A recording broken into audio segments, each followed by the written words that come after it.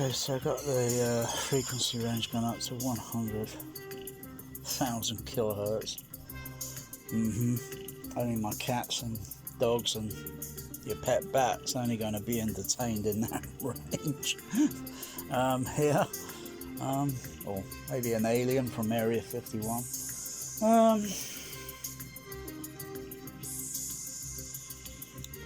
You know, somewhere in the, I haven't checked everything through.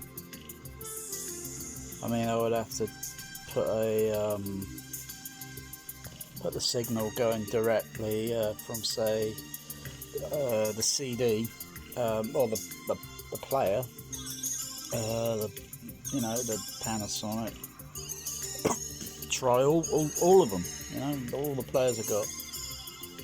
Just the left right audio input signal going to the computer.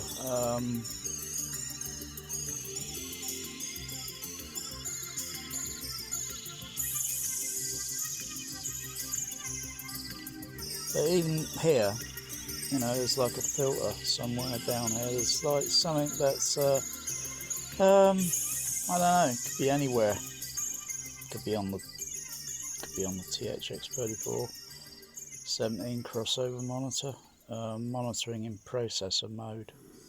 So it could be on the Denon, yeah. Could be on the 8500.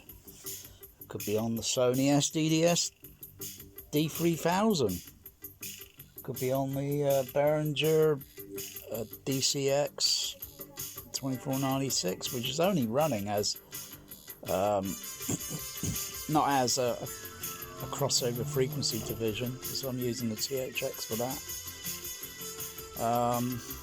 Could be the Behringer DEQ 2496, even though I think that's got you know, all this equipment's got a range to go to, but there's a high pass filter, and from what I can see through the frequency sweeps, it looks like, you know, everything there is down at minus 50 dB.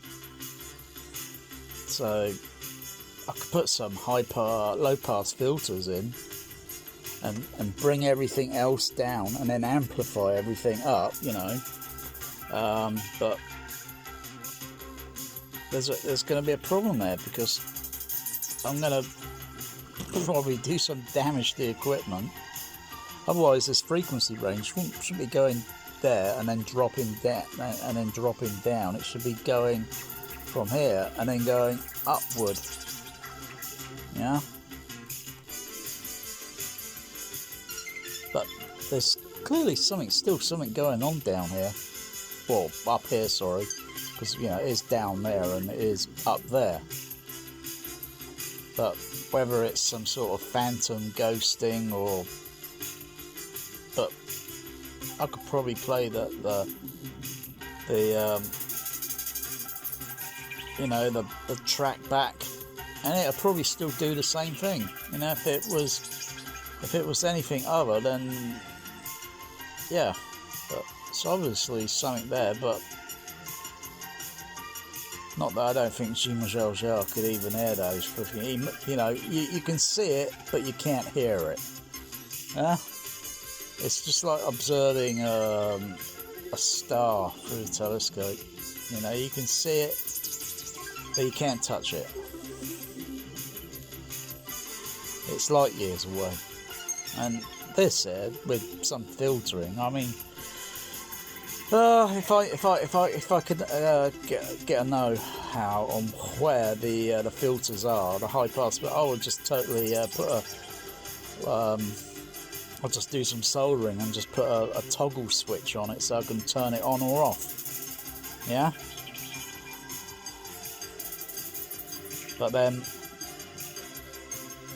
everything has got a restricted sort of level in certain recording things. I mean, but it doesn't mean these frequencies don't exist, because of course they exist.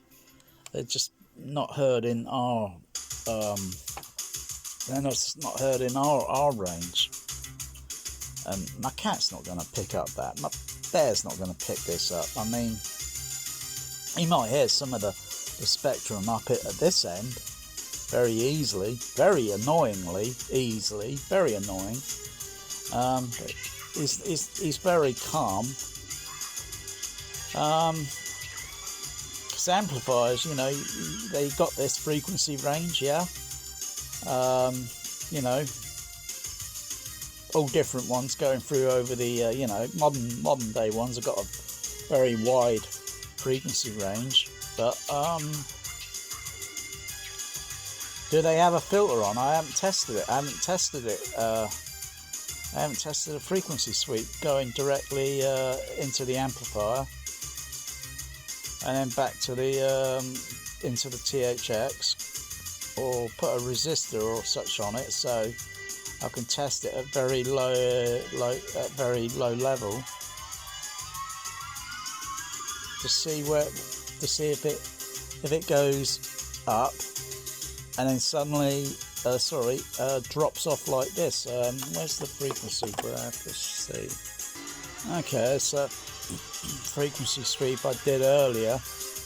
I have got another one here somewhere, I think, which goes a little bit more higher. I got this one, which really was the final one I did, because it was just no flipping point, because between up here and down here it's like it's minus 50 dB, you know. I would have to put in a ridiculous amount of low pass filters down this end and then bring this range down, yeah. But somewhere, because of the filter, it's going to kind of, it's going to go odd, yeah.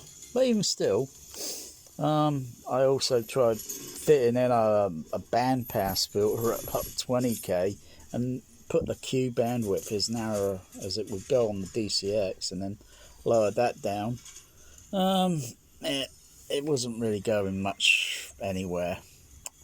Yeah, so this is the graph where I put in the orange one here,